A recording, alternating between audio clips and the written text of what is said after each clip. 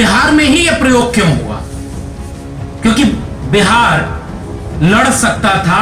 अगर बिहार हार गया तो फिर बाकी राज्यों में लड़ना मुश्किल होगा, इसलिए बिहार को लड़ना बहुत जरूरी था, इसलिए बिहार के ऊपर यह प्रयोग हुआ। और जब इसी एसआईआर की प्रक्रिया में देश के मुख्य चुनाव आयुक्त ने एक ऐसी प्रेस कॉन्फ्रेंस की जिसने जवाब कम सवाल ज्यादा पैदा किए, और जब यह कहा कि हलफनामा देना होगा वरना देश से माफी मांगनी हो गई, तो उसी समाजवादी पार्टी के मुखिया ने संसद के गलियारों में हलफनामा लहराया कि उत्तर प्रदेश के विधानसभा चुनाव में 2022 में 18,000 वोटर लिस्ट से नाम काटे गए थे जो जिंदा थे, लेकिन वोटर लिस्ट में मार दिए गए थे। मेरे गांव से तीन गांव छोड़ करके मेरे पिताजी के पुराने साथी हैं, उन्होंने अपने नाम के आगे ही लगाया मृतक। उनका नाम है लाल बिहारी।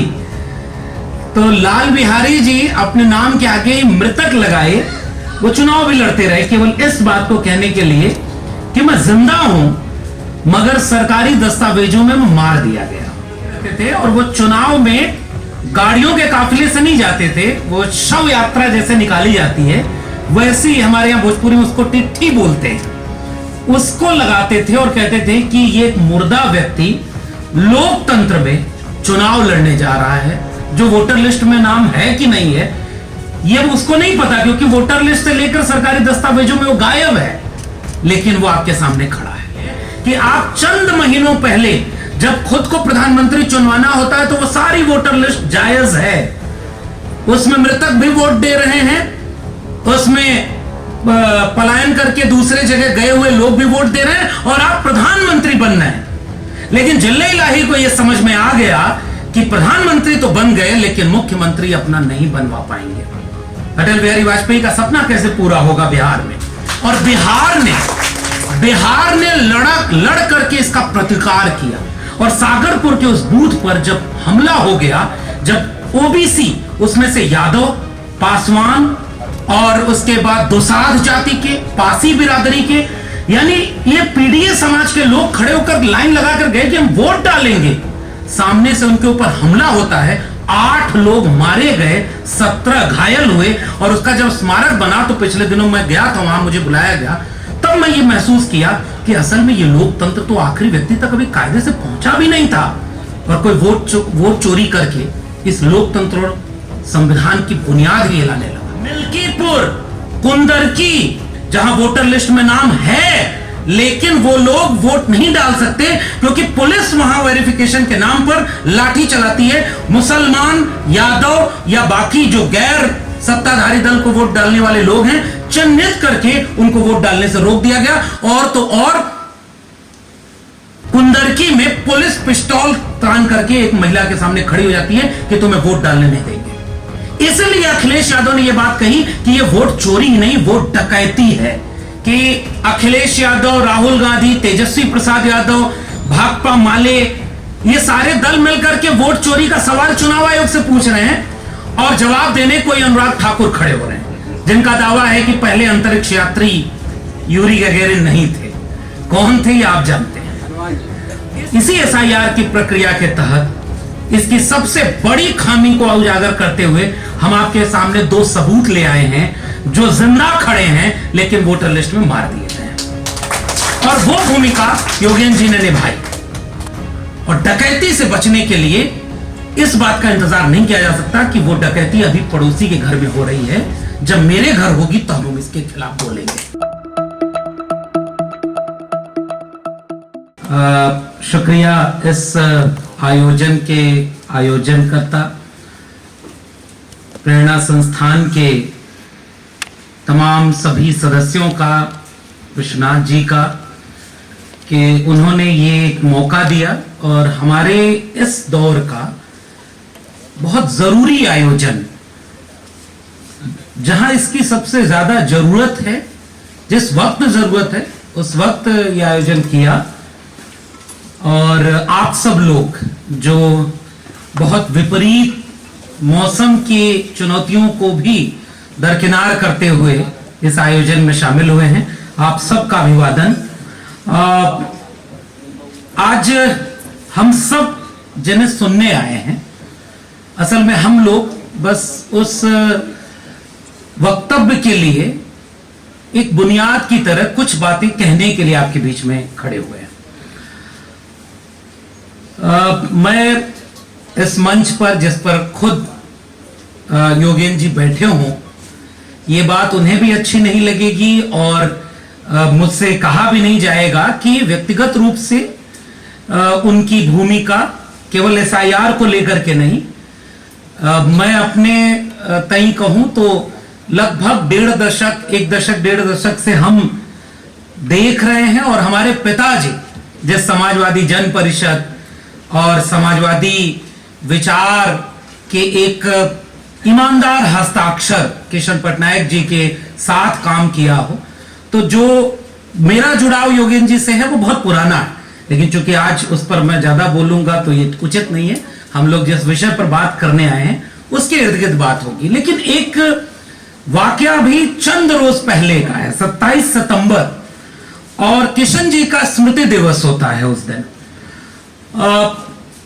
किस्सा गोई की ही शक्ल में यह मिलता है। योगेंद्र जी इसे बेहतर बताएंगे कि डॉक्टर राम मनोहर लोहिया से जब ये पूछा गया कि आपकी सबसे प्रिय पुस्तक या सबसे प्रिय शिष्य कौन है, तो उन्होंने किशन जी का नाम लिया। किशन जी जिन्होंने एक बार ही संसद में पहुंच करके अपने लोगों की नुमाइंदगी की, उसके बाद वो चुनाव जीत नहीं पाए, लेकिन वो भारतीय राजनीति के एक ऐसे स्कूल, एक ऐसी पाठशाला की तरह रहे जिन्होंने समाजवादी विरासत को आगे बढ़ाने वाले नेताओं को पैदा किया। और योगेंद्र जी बार बार ये बात बोलते हैं कई बार कि वो एक बहुत बड़ी इमारत जिसकी एक धूल की तरह हम लोग हैं। जब मुझे इस बार किशन जी के गांव, उनके जिले बरगढ़ में बुलाया गया स्मृति व्याख्यान के लिए, और उस पूरे व्याख्यान का मजमून था भारत शूद्रों का होगा। उनकी एक किताब है, विकल्पहीन नहीं है दुनिया से लेकर के किसान आंदोलन, मजदूर आंदोलन को आवाज देने वाले उस ईमानदार समाजवादी नेता को याद करना, असल में भारत के उस इतिहास को याद करना है जो केवल चकाचौंध में नहीं जीता है, जिसके भूमिका उस आइडिया ऑफ इंडिया की बुनियाद में है, जिसकी वजह से कोई एसआईआर ले आता है तो कोई उनके सामने चुनौती बन करके योगेंद्र यादव बन के खड़ा हो जाता है कि हम इसे होने नहीं देंगे।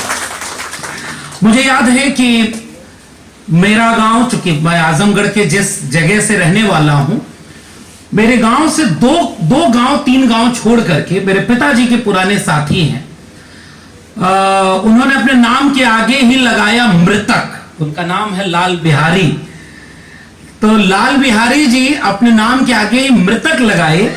वो चुनाव भी लड़ते रहे केवल इस बात को कहने के लिए कि मैं जिंदा हूं, मगर सरकारी दस्तावेजों में मैं मार दिया गया हूं। वो जब चुनाव लड़ते थे, और मुझे याद है कि उस इलाके के बाकी लोग हंसी मजाक करते थे, और मेरे पिताजी उनके हर इस तरह की काम में सबसे आगे रहते थे। और वो चुनाव में गाड़ियों के काफिले से नहीं जाते थे, वो शव यात्रा जैसे निकाली जाती है वैसे ही, हमारे यहां भोजपुरी में उसको टिट्ठी बोलते हैं, उसको लगाते थे और कहते थे कि ये एक मुर्दा व्यक्ति लोकतंत्र में चुनाव लड़ने जा रहा है, जो वोटर लिस्ट में नाम है कि नहीं है ये उसको नहीं पता, क्योंकि वोटर लिस्ट से लेकर सरकारी दस्तावेजों में वो गायब है, लेकिन वो आपके सामने खड़ा है। बाद के दिनों में आपने देखा होगा कि उस पर एक फिल्म भी बनी, कागज उसका नाम था। मैंने बहुत बचपन में पिताजी की तस्वीरें, उनकी डायरी पलटते समय देखा कि उस वक्त ये बहुत एक अपवाद माना जाता था कि कोई जिंदा व्यक्ति मर कैसे सकता है दस्तावेजों में। फिर आज से तकरीबन 1-1.5 महीने के भीतर जो हुआ कि एक व्यक्ति, जो अभी मनोज जी ने उसका उदाहरण भी दिया, जो सुप्रीम कोर्ट में खड़ा है, बात बहुत पुरानी नहीं है, वोट चोरी, और जहां शंभू जी ने अपनी बात खत्म की, मैं वहीं से जोड़ देता हूं इस बात को कि एक ऐसे मुल्क में जिसमें पैदा होते ही बहुत कुछ फैसले ले लिए जाते हैं सामाजिक और आर्थिक सांस्कृतिक संरचना के तहत, कि आपको क्या क्या अधिकार मिलेंगे और क्या क्या नहीं मिलेंगे, शिक्षा का अधिकार, सम्मान का अधिकार, सत्ता संसाधन में हिस्सेदारी, हजारों साल से इस देश में यह विषमता रही और उस विषमता के खिलाफ संघर्ष भी रहा। और उस संघर्ष की एक बुनियाद, मैंने बात जहां से शुरू की थी कि जहां यह कार्यक्रम हो रहा है यह बिहार है, और बिहार में समानता, न्याय और मानवता के विचार का पहला प्रतिबिंब, पहली रोशनी तथागत बुद्ध की है, जो इसी बिहार की सरजमी से पूरी दुनिया को रोशनी दिखाता है।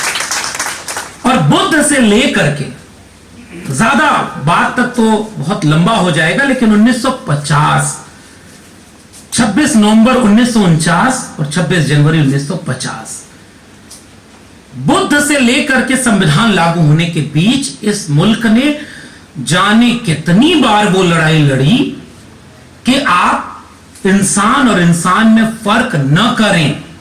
इंसान और इंसान बराबर होते हैं, उन्हें शिक्षा का भी अधिकार, सम्मान भी बराबर, और इंसान को इंसान समझा जाए।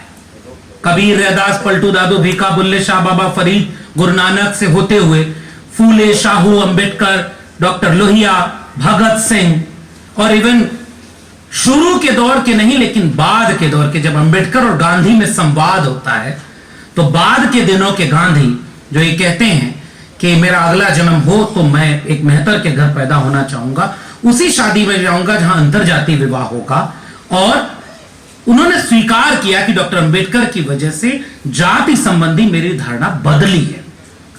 ये एक संवाद का जो देश लगभग 2-2,500 साल का रहा है, इसने बार बार हमें यह समझाया, अन्याय की शक्तियां, विभाजनकारी शक्तियां हर दौर में रही, लेकिन यह भारत, यह देश हर दौर में उससे लड़ा, और इतिहास में उन्हें ही दर्ज किया गया जो मानवता के पक्ष में थे, न्याय और समता के पक्ष में थे।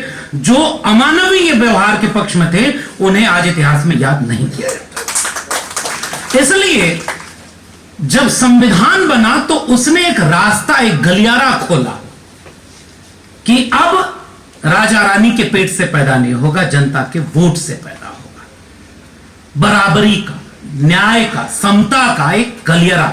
और डॉक्टर अंबेडकर ने चेतना उन्हें पहले ही दे दी थी कि संविधान कितना भी अच्छा क्यों ना हो, अगर उसे लागू करने वाले लोग अच्छे न हुए तो वो कागज का पुलिंदा मात्र रह जाएगा। हम एक राजनीतिक बराबरी के युग में तो जा रहे हैं, क्योंकि अंतर्विरोधों का युग होगा, लेकिन सामाजिक और आर्थिक गैर बराबरी दूर नहीं हुई तो राजनीतिक बराबरी का मायने बहुत नहीं निकलेगा। लेकिन राजनीतिक बराबरी किससे मिली? वोट के अधिकार से, सार्वभौमिक वयस्क मताधिकार। और जब एसआईआर की प्रक्रिया चल रही थी और उस बीच में यह देश इतना ऋण विहीन नहीं हुआ था, और कम से कम जब बिहार पर ही हमला हुआ और हमारे मित्र मनोज गुप्ता ने जो अपनी भूमिका में बहुत मार्के की बात कह दी, मैं उसे दोहराकर अपनी सहमति दे रहा हूं कि बिहार में ही यह प्रयोग क्यों हुआ, क्योंकि बिहार लड़ सकता था।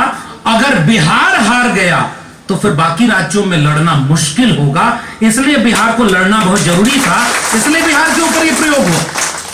वरना अब तो यह सामान्य सी बहस है जो आम चौराहों पर हो रही है कि आप चंद महीनों पहले जब खुद को प्रधानमंत्री चुनवाना होता है तो वो सारी वोटर लिस्ट जायज है, उसमें मृतक भी वोट दे रहे हैं, उसमें पलायन करके दूसरे जगह गए हुए लोग भी वोट दे रहे हैं, और आप प्रधानमंत्री बनना है। लेकिन जिल्ले इलाही को यह समझ में आ गया कि प्रधानमंत्री तो बन गए लेकिन मुख्यमंत्री अपना नहीं बनवा पाएंगे। अटल बिहारी वाजपेयी का सपना कैसे पूरा होगा बिहार में? और अब समाजवादी आंदोलन से निकले लोग अब उनकी शिकायत क्या करें, लेकिन अब तो वो राजनीतिक अवसान पे।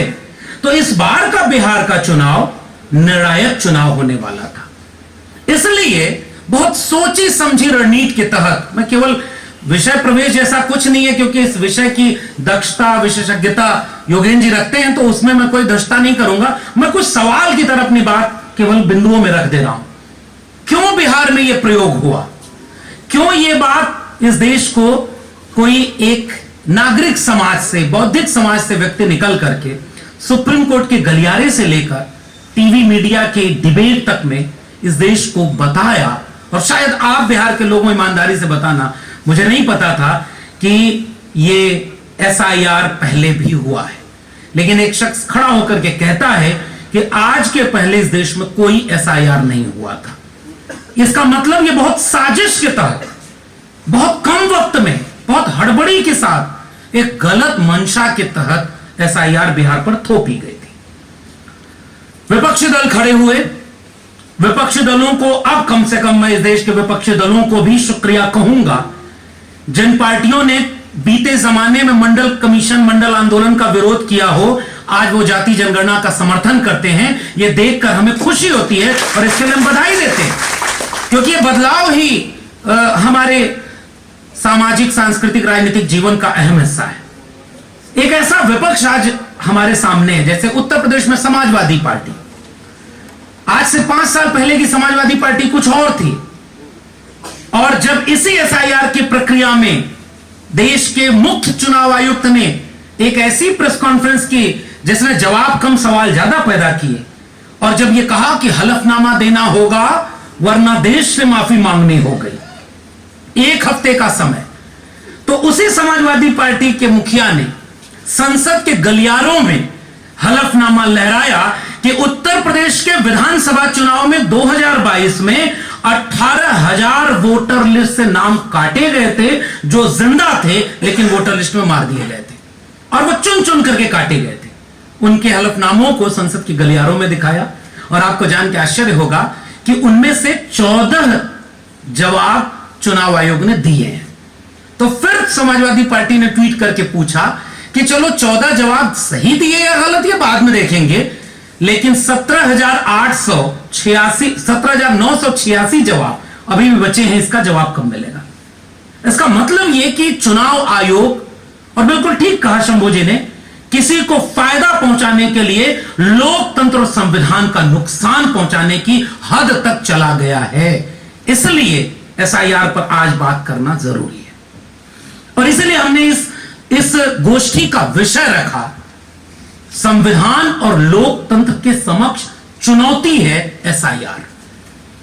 और इसलिए यह जब बात सामने आती है कि मीडिया में बहस होने लगी कि अब जो चोरी का दावा कर रहा है कि चोरी हो रही है, उसी को सबूत देना है, चुनाव आयोग सबूत नहीं देगा। ईवीएम में जितनी बार आरोप लगते रहे, उस डिबेट में तो पीछे चले गए। ईवीएम में तो वही पहुंचते हैं जिनका नाम वोटर लिस्ट में हो।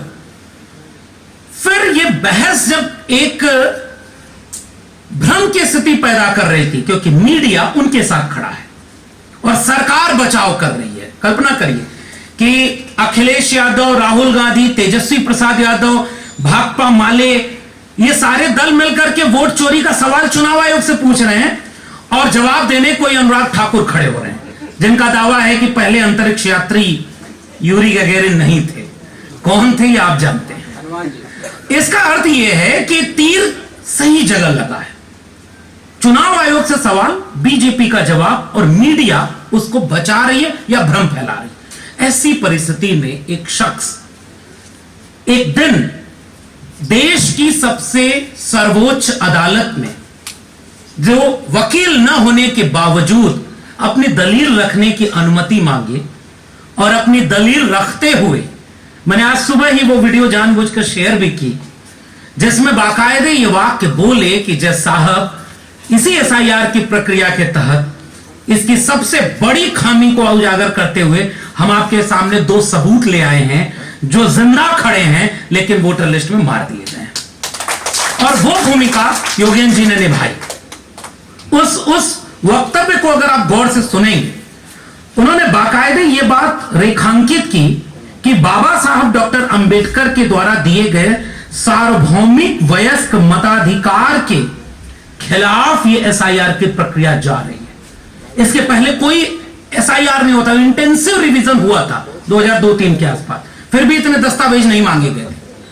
और फिर आम लोगों को समझने लायक बहुत आसान भाषा में उन आंकड़ों की पेचीदगी को सुलझाते हुए जब योगेंद्र जी ने पब्लिक डिस्कोर्स इसे बनाया कि बिहार के ऊपर आपने जिन दस्तावेजों को थोपा है, बहुत बड़ी आबादी उन दस्तावेजों से महरूम है, आज तक महरूम है, फिर उनके पास वो कागज ही नहीं होंगे। और इसलिए उन्होंने इस पूरी भूमिका को निभाते हुए जब सर्वोच्च अदालत में अपनी दलील दी तो खुद न्यायाधीश ये बोलने पर मजबूर हुए कि आपने बहुत सार्थक हस्तक्षेप किया है, हमें निर्णय लेने में इसमें मदद मिलेगी। इसलिए हमने योगेंद्र जी को आज के वक्त में, राजनीतिक दल अपनी लड़ाई लड़ रहे हैं, हम केवल योगेंद्र जी की बात करें तो इसका अर्थ कतई नहीं है कि हम बाकी लोगों की भूमिका को कमतर या दोयम कह रहे हैं। हम ये केवल कहना चाह रहे हैं कि सारी लड़ाइयां केवल राजनीतिक नहीं होती। राजनीतिक दल राजनीतिक तरीके से अपनी भूमिका निभा रहे हैं, लेकिन नागरिक समुदाय के बीच से आपके देश का एक बौद्धिक एक वह व्यक्ति जिसने बहुत लंबे समय तक चुनाव को बहुत करीब से देखा हो।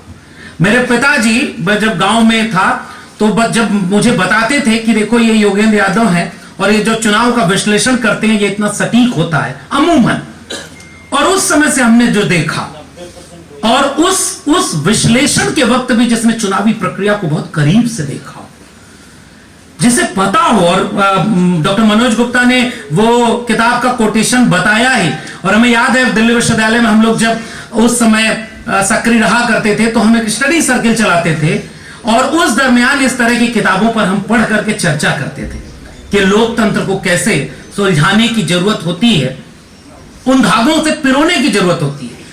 इसलिए मैं ज्यादा वक्त न लेकर के आज के आयोजन के लिए एक केवल बुनियाद बस रख करके अपनी बात खत्म कर रहा हूं, क्योंकि हम विस्तार से तसल्ली से योगेंद्र जी को सुनना चाहते हैं।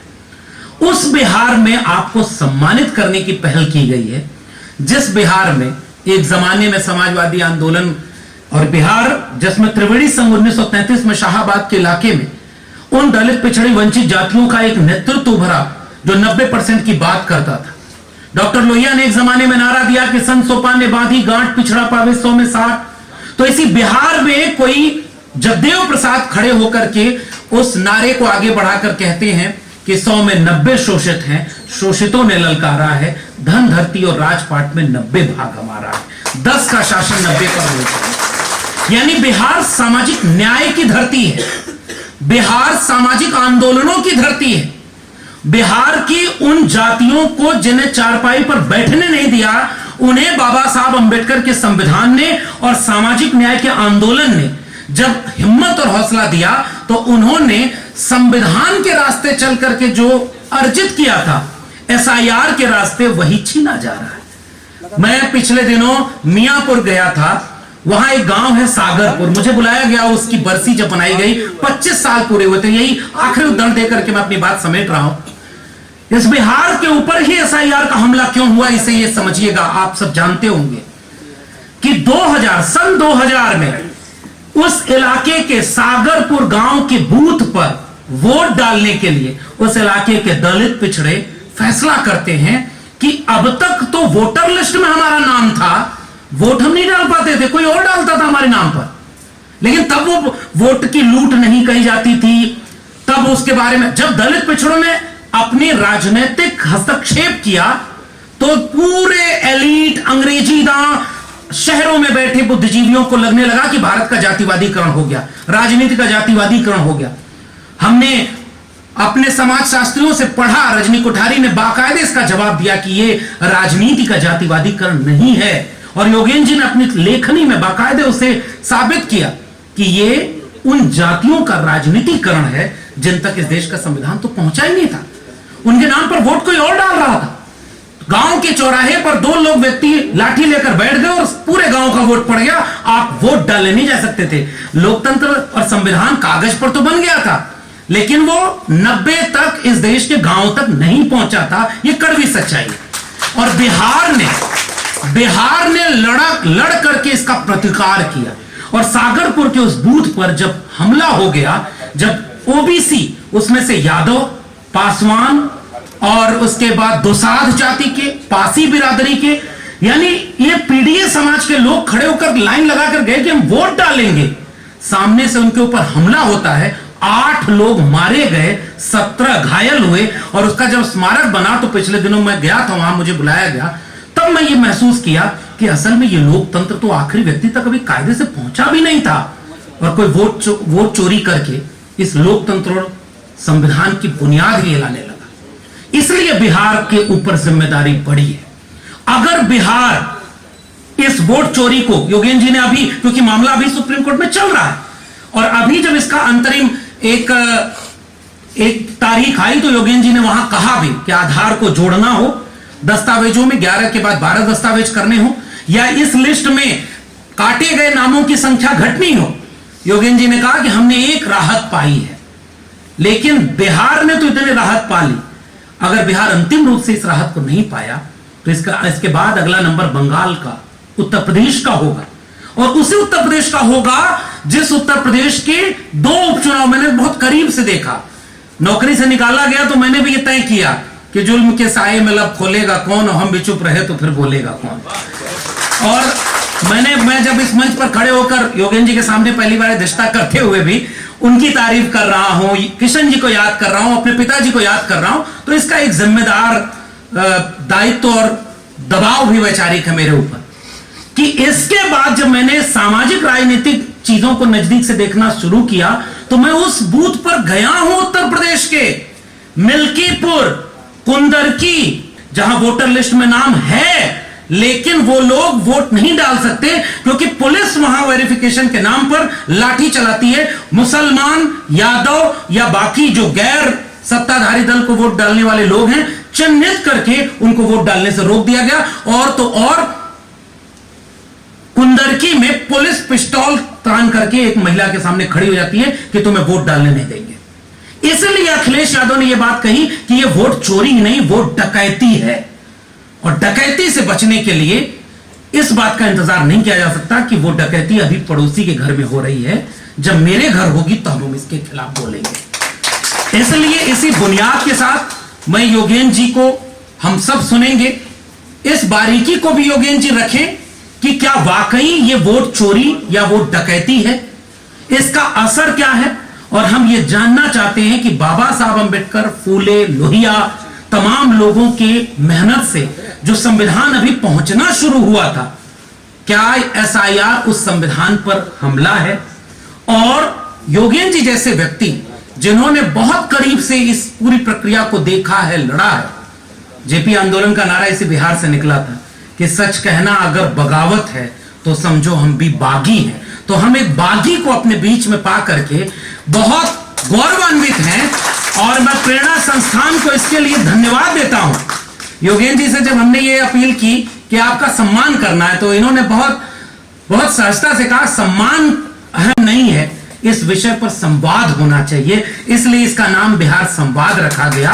और धन्यवाद देते हैं कि आज बिहार का पूरा नागरिक समुदाय अपने बौद्धिक व्यक्ति के साथ खड़ा है, और इस हिम्मत और हौसले के साथ खड़ा है कि जो भी हक और सच के लिए लड़ेगा, आम लोग उसका साथ देने के लिए खड़े हैं। मैं अपनी ओर से बहुत बधाई देता हूं योगेंद्र जी को। और ऐसे लोग जब खड़े होते हैं, हर बार लगता है कि योगेंद्र जी जैसे लोग हाशिए पर चले गए, लेकिन जब इस तरह के मौके आते हैं तो ऐसा लगता है कि सुप्रीम कोर्ट में खड़ी होकर तकरीर करने वाले वो शख्स आज भी इस देश की लोकतंत्र की बुनियाद में गहरे हैं, जिन्होंने समाजवाद, अंबेडकरवाद और सामाजिक न्याय का वह सबक सीखा है। जब जब जरूरत पड़ेगी तो ऐसे लोग वहां खड़े होकर देश के संविधान को बचाते रहेंगे। मैं बहुत बधाई देते हुए अपनी बात को खत्म करूंगा। धन्यवाद।